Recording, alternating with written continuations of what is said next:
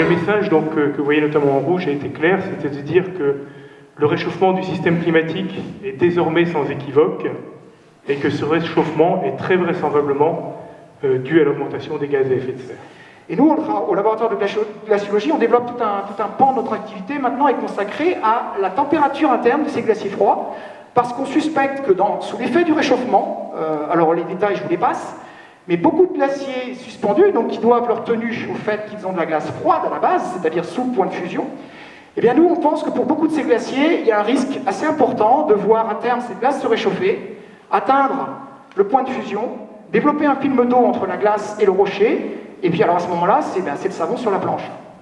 Plus rien ne retient la chose, et vous pouvez avoir des glaciers qui peuvent et qui risquent à terme de déribouler. Alors quand c'est des petits glaciers comme ça, à la limite pas trop de soucis, mais quand c'est des gros glaciers comme le glacier de Tacona par exemple, là c'est plus des volumes de 200 000 m3 de glace, mais c'est des volumes de plusieurs, allez on va dire de l'ordre de 5, 6, voire 10 millions de mètres cubes. Donc là c'est une toute autre dimension, et à ce moment-là, la structure par avalanche telle qu'elle est, même si elle a été redimensionnée, j'ai des doutes quant à son efficacité. Alors, chose aussi alarmante, c'est qu'en accédant Tacona, par hélicoptère, je suis désolé, on a demandé au pilote d'aller voir un peu à la base de la falaise, d'un peu plus près, là, voir un peu ce qui se passe. Et je ne sais pas si vous voyez comme moi, mais malheureusement, ce que vous voyez là, chose qu'on ne voyait pas avant, c'est bien de l'eau. Ça veut dire que déjà, selon nous, à certains endroits, alors je ne dis pas partout, hein, ça peut être très local, mais il y a déjà de l'eau. Ça veut dire que localement, à certains endroits, on subodore la présence de glace au point de fusion. Donc, une raison de plus de s'intéresser à la chose. Mais pour le CO2, un Rhône-Alpin va émettre 6,6 tonnes de CO2.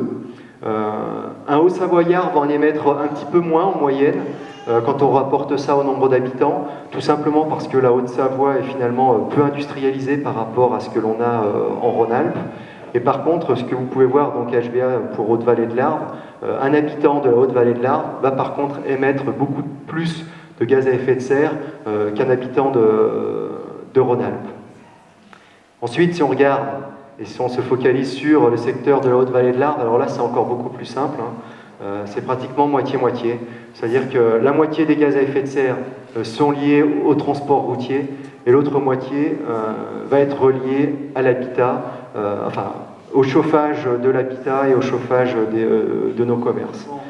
Sur cette source-là, les émissions de gaz à effet de serre, on voit que sur le secteur de la Haute-Vallée de l'Arve, les poids lourds émettent plus de 40%, les voitures pratiquement la même chose avec plus de 40% des émissions, les bus urbains sont relativement minoritaires, les autocars seulement 1% finalement, et les VUL, c'est les véhicules utilitaires légers qui font le complément. Puis il y en a un sur lequel qui me paraît important aussi, c'est l'achat. Hein, l'achat, votre acte d'achat, ben c'est tout le reste. C'est votre acte de consommateur qui est sur l'autre moitié. Donc vous pouvez là aussi agir pour faire en sorte que les industriels mettent sur le marché des produits un peu plus intelligents. Alors, de là, j'ai envie de dire, est-ce qu'il n'y a pas une contradiction entre lancer un plan climat et d'autre part, lancer des campagnes de promotion qui vont essayer d'aller chercher des clients de plus en plus fortunés, donc qui arrivent avec de très grosses voitures polluantes, et aussi, d'autre part, d'aller chercher des gens de plus en plus loin, en Russie, en Chine, qui vont prendre l'avion, et on sait que c'est quelque chose d'extrêmement polluant. Et pour aller encore plus loin, les Jeux Olympiques, donc là, la grosse partie des émissions pour les Jeux Olympiques, on le sait aussi, ce sont les transports des sportifs, des gens qui sont autour. Jeux Olympiques de Vancouver, c'est 330 000 tonnes de carbone estimées, hein, les Jeux Olympiques de 2010. Ils voulaient faire du zéro carbone, mais c'était pas du vrai zéro carbone, c'était du rachat de tonnes de carbone. Ils ne le feront pas a priori. Alors, est-ce que c'est pas une contradiction aussi de vouloir promouvoir très très fortement les Jeux Olympiques 2018 et d'un autre côté de lancer un plan carbone? Alors je sais qu'il faut changer les comportements, alors c'est peut-être l'occasion dès aujourd'hui. Voilà.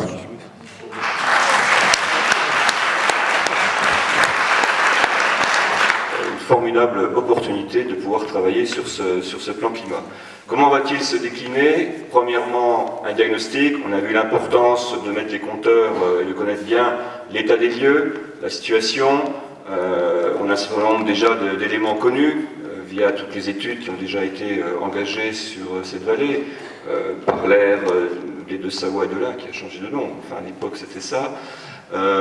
Ensuite, ce diagnostic réalisé, à l'issue de ce travail d'évaluation, seront posés un certain nombre de projets qui permettront, et d'objectifs, qui seront clairement définis, qui seront quantifiés, qui seront chiffrés, tels que nous l'avons vu précédemment, et sur lesquels nous nous engagerons ensemble, collectivités et citoyens, pour arriver à l'objectif qui sera coécrit ensemble. Ça, c'est le premier point. Le deuxième point, c'est de travailler au sein de groupes de travail, au sein d'ateliers qui ont été définis au nombre de 4. Le premier, c'est l'urbanisme et l'habitat. On a bien compris tous les enjeux. Le transport et le déplacement, à la fois en interne et l'externe. La consommation et les déchets, et la sensibilisation et le tourisme. C'est vrai que, pour revenir à la question qui a été évoquée précédemment sur le transport et le tourisme, on pourrait l'étendre plus largement sur quelle politique touristique demain doit-on mettre en place, quels produits touristiques demain devons-nous mettre en place. Je crois qu'il serait vain d'opposer économie et puis environnement. Bien évidemment, on sait que c'est un débat qui n'est pas fructueux. Par contre, le vrai débat, c'est d'essayer de travailler ensemble sur de nouveaux modes de consommation du tourisme, sur une nouvelle approche des produits touristiques, ce qu'on peut appeler des éco-produits touristiques. Il faut savoir aussi que nous sommes quand même dans une économie touristique très très forte, qu'il y a des flux financiers qui sont extrêmement importants, qui garantissent le niveau de vie des habitants de cette vallée et qui garantissent également l'emploi. Il faut tenter de conserver ces flux financiers, mais il faut essayer de les orienter, il faut essayer de les construire différemment, de telle façon que nous puissions répondre, et ce sera un des enjeux de cet atelier sur le tourisme, de façon aussi à pouvoir s'insérer dans les objectifs qui seront écrits dans le cadre de ce plan climat territorial. Je dis souvent, ça fonctionne, ça tient malgré le chaos dans lequel on est, parce que partout sur la planète, il y a des initiatives individuelles et collectives qui sont mises en place pour faire avancer les choses. Voilà. Et puis, avant de passer à la table ronde au débat, je veux dire que j'ai la conviction que 90 ou si ce n'est pas 100% des solutions existent sur la planète sur toutes les problématiques, parce que là on parle du carbone et du effet de serre, mais il y a la problématique des sols, de la biodiversité, bien entendu, des ressources énergétiques, etc. etc. Eh bien, tous ces problèmes-là, qui sont des dangers mortels pour notre société si on n'y prend pas garde, eh bien, face à tous ces problèmes-là, il y a des solutions. En fait. La façon de pouvoir les aborder, eh bien, c'est avant tout une question de valeur. Est-ce que nous tous dans cette salle, nous avons la capacité d'être responsables, d'être solidaires, d'être innovants, cette capacité de vouloir changer. Et puis en dernier lieu, pour les générations futures, eh bien, d'être exemplaires dans la façon de faire. Je pense que le plan climat qui est lancé aujourd'hui a avant tout cette vertu, c'est d'être exemplaire, puisqu'on travaille pour les générations futures, et on ne pourra pas demander aux enfants qui viennent d'après nous d'être responsables, solidaires, innovants, si nous-mêmes nous ne le sommes pas. C'est en ce sens-là, c'est en cela que nous avons ce devoir d'exemplarité. Voilà, merci. Du haut de leur volcan, les Rapanui contemplaient leur territoire qui leur semblait infini. Mais ignorant les limites de l'île de Pâques, ils en ont épuisé toutes ses richesses. Vue de l'espace, la Terre, elle aussi, est une île perdue dans l'océan.